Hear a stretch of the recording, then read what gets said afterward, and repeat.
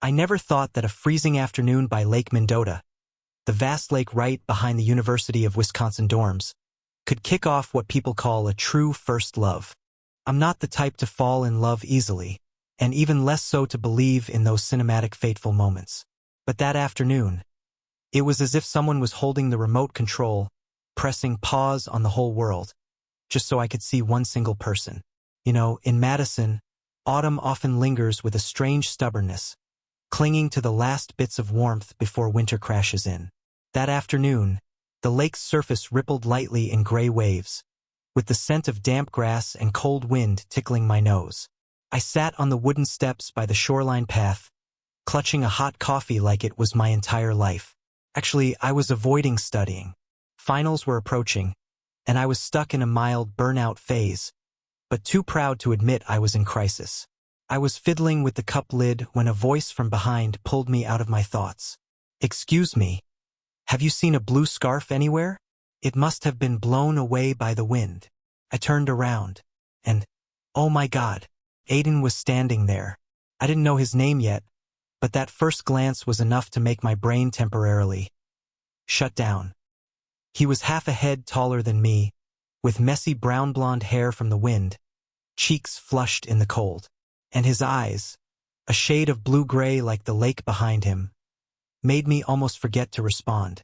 I haven't seen it," I replied, sounding like my throat was freezing over. Aiden smiled lightly, the kind of smile that made you feel like sunshine was appearing somewhere. "No worries. I think it fell around here." He bent down to look around the grass. For some reason, I stood up and helped him search, maybe out of politeness. Maybe because I wanted to look at him more. Or maybe I was just following something in my heart. It was a few minutes later when Aiden laughed. Okay, probably flew into the lake by then. And thanks for helping." He waved and turned to go. I don't know why I blurted out something so uncool. "Wait, are you okay?" Aiden stopped, turned back, frowned, looked a bit surprised, but not annoyed. I quickly added, "I mean, it's cold, windy, and you're running around looking for that scarf like it holds national secrets." Aiden laughed again, this time more openly. "Yeah, I'm fine. It's just that scarf. My mom gave it to me.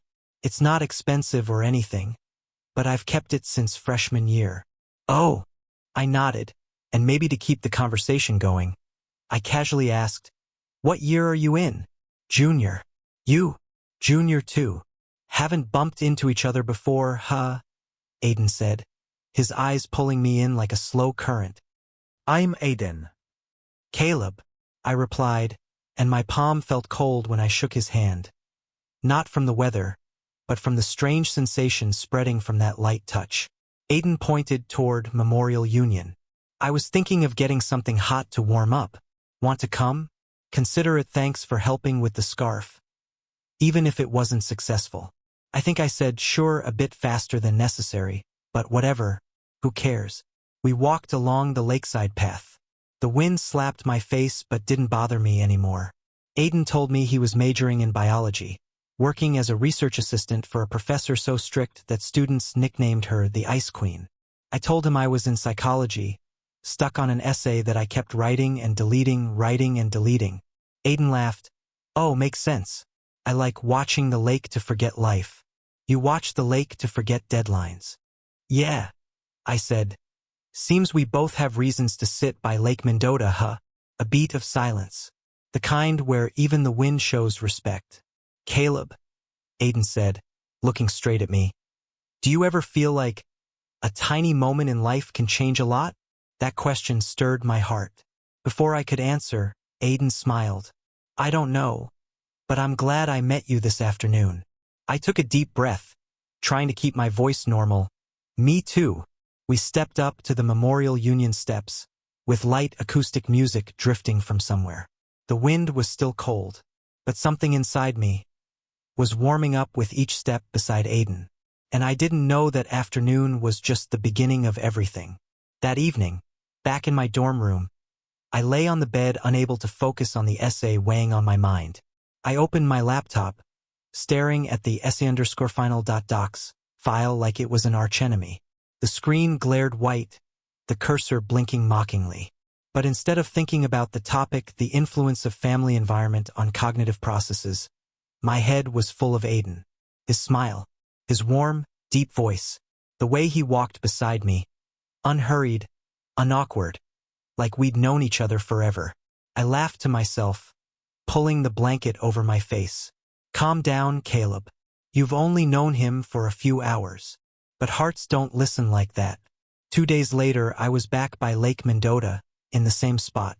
This time the weather was colder, the wind sharp like knives, and the lake's edge covered in a thin layer of ice. I came here on purpose, though I wouldn't admit I was hoping to see Aiden again. I guess you're dodging deadlines, a familiar voice said from behind. I startled and turned. Aiden was there, hands in his coat pockets, breath puffing white clouds in the air. He looked at me with eyes that made me feel like I'd been caught doing something cute or embarrassing. Not dodging, I said. I'm recharging.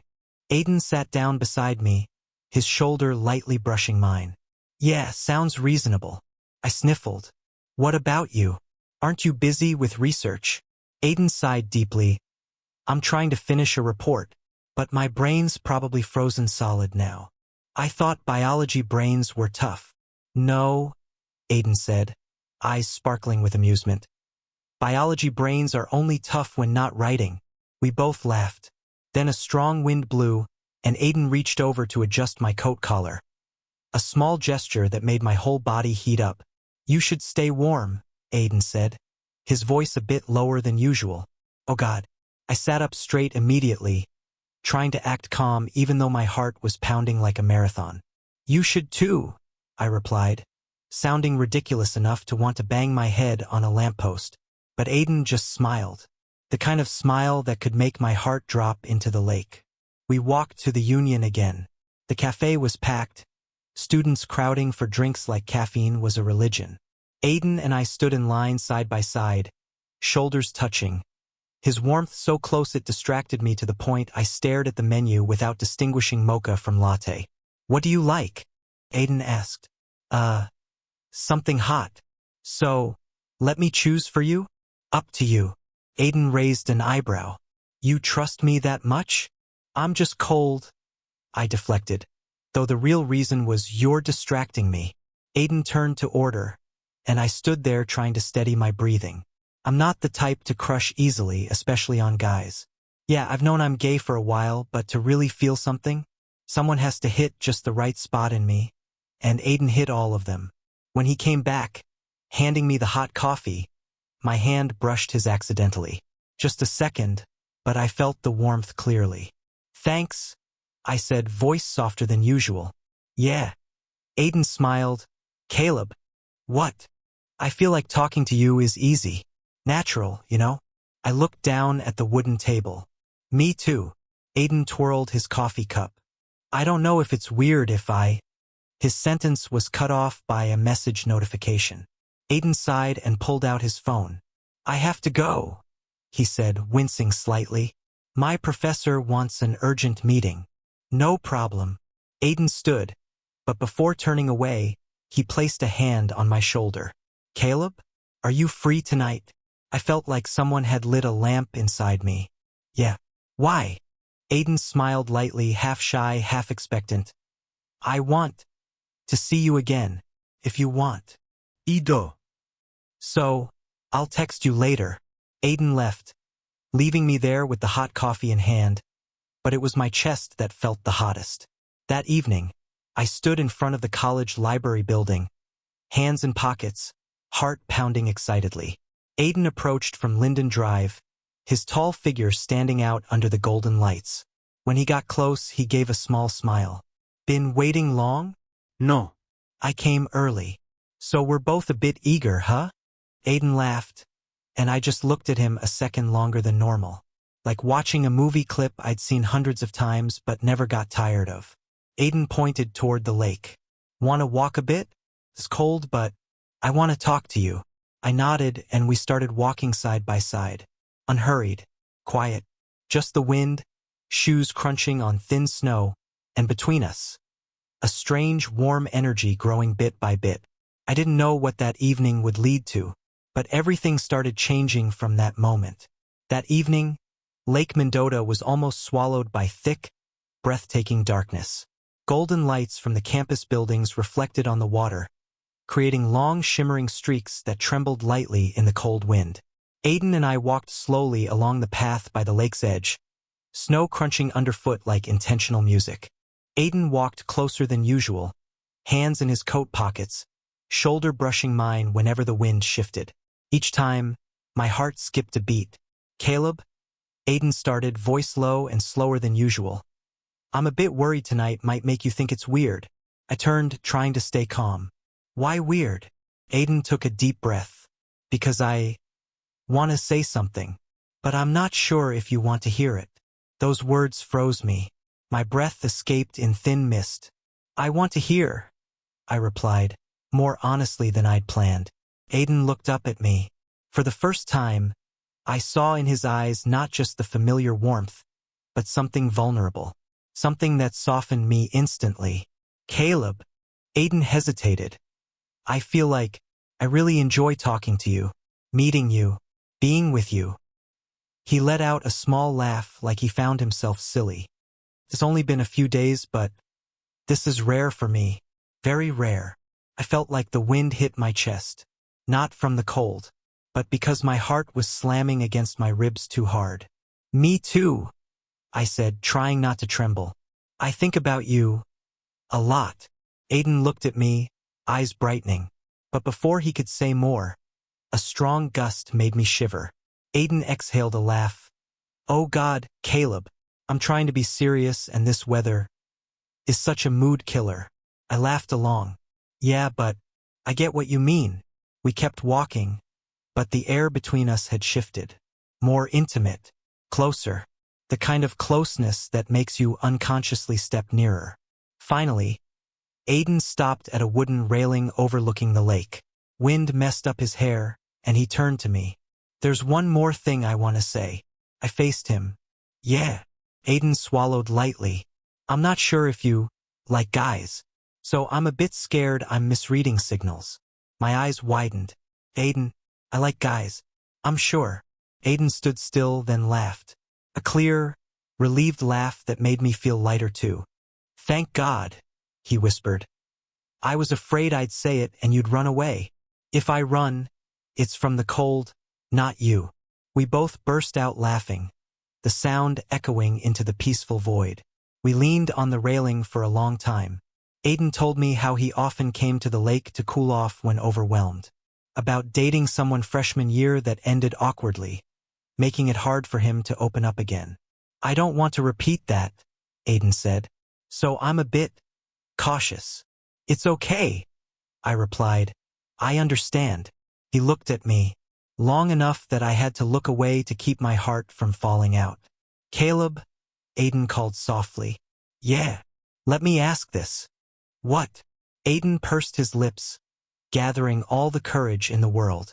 "Can I ask permission to try holding your hand?" I froze for exactly 3 seconds. Not from shock, not from surprise, but because I didn't expect to want it that much. "Yes," I said, voice unusually small.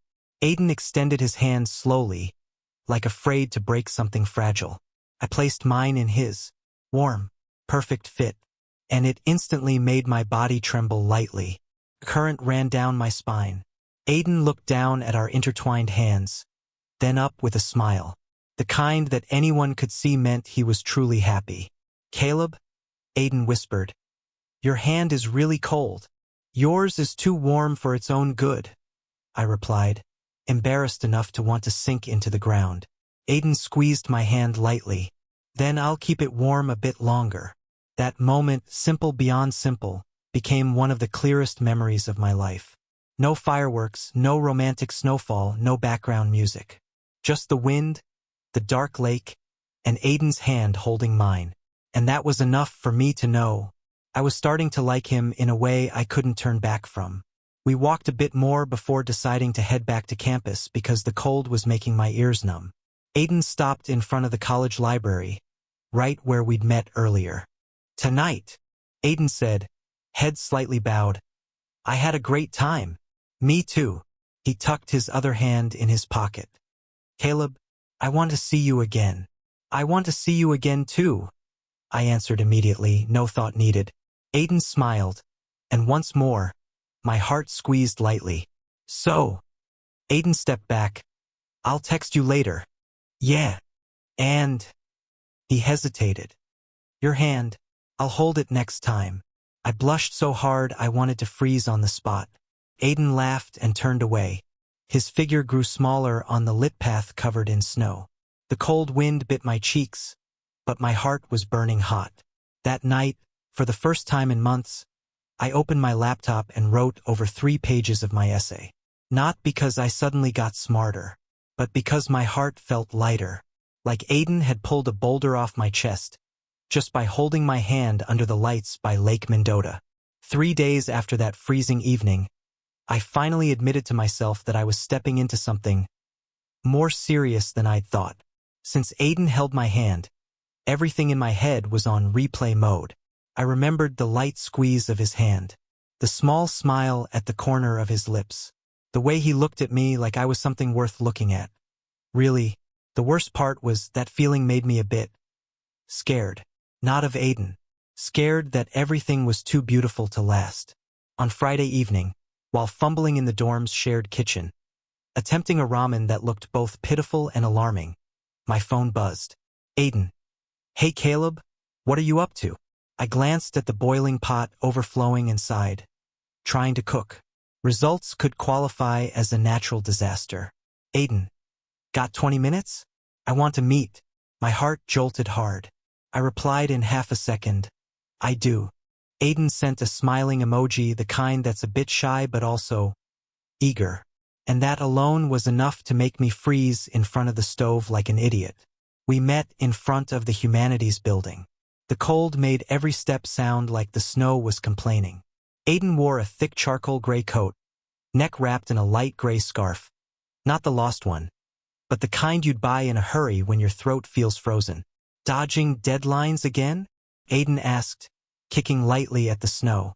I'm just living my free life, I replied casually. Aiden laughed. Yeah, looks very free. We walked to a row of stone benches by the building, where the lights weren't too bright but enough to see each other's breath in the air. Aiden sat first. I sat beside him, keeping a reasonable distance but really too close for my heart. Caleb? Aiden began, voice softer than before. I have something to say. Not bad. Just real. I turned slightly to see him better. Go ahead. Aiden was quiet for a few seconds, like choosing each word carefully. I might like you more than I planned. I was a bit stunned. Not because I didn't hope for that. God, I hoped so much I carried it to bed every night, but hearing it from his mouth made it too real. I don't want to rush things, Aiden continued, but I also don't want to pretend I feel nothing. I swallowed down some anxiety, and I want to know what you think about us. About us, I repeated, a bit shaky. I think I like you too, more than I thought. Aiden lifted his head slightly, eyes brightening softly. Really? I'm not the type to say this stuff casually, I said, trying to smile. You're the first person who makes me want to open up for real. Aiden exhaled, like releasing something heavy from his chest. I'm so glad. A light, warm silence passed between us. Then Aiden tilted his head toward me. Is your hand cold today? I laughed. You ask like you want to check. Aiden brought his hand closer. I want to keep you warm. My heart pounded so fast I was afraid Aiden would hear it. Damn, I said softly. Every time you say that, I feel a bit breathless. Breathless in a good way? Yeah, good way. Aiden smiled, then extended his hand. This time, I took the initiative to place mine in his first. And oh God, that warm feeling spread to my chest, making me feel like I was melting into the moment. We sat like that for a long time, his fingers intertwined with mine, firm but not too tight. Enough for me to know he really wanted me there. Caleb, Aiden called softly. Next week I have an early lab. I might be MIA for 2 or 3 days, but I'm not disappearing. Okay. I know, I said. If you disappear, I'll call the cops right away. Aiden laughed so hard he tilted his head back. You really are dangerously cute. I turned away to hide my blush. I'm not cute. Caleb. Aiden leaned closer. Very close. You're deadly cute. My ears heated up enough to melt the snow underfoot. Thanks. I said like an idiot. Yeah. Aiden whispered. You should thank me. Then he squeezed my hand tighter, our fingers locking like we'd both wondered when this became so natural. Aiden looked up at the sky. It's really cold, but tonight is beautiful. Tonight is beautiful because you're here, I said, voice slipping out before my brain could censor it. Both Aiden and I froze for 3 seconds. I panicked lightly. I mean. Aiden turned to look at me, eyes crinkling with laughter. Caleb? Yeah. Don't explain. I like that line.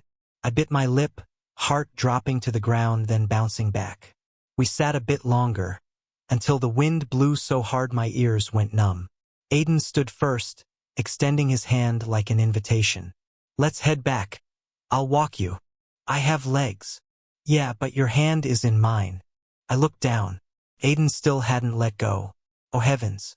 We walked back to the dorm, hands still held, under golden lights stretching over the snow-covered path.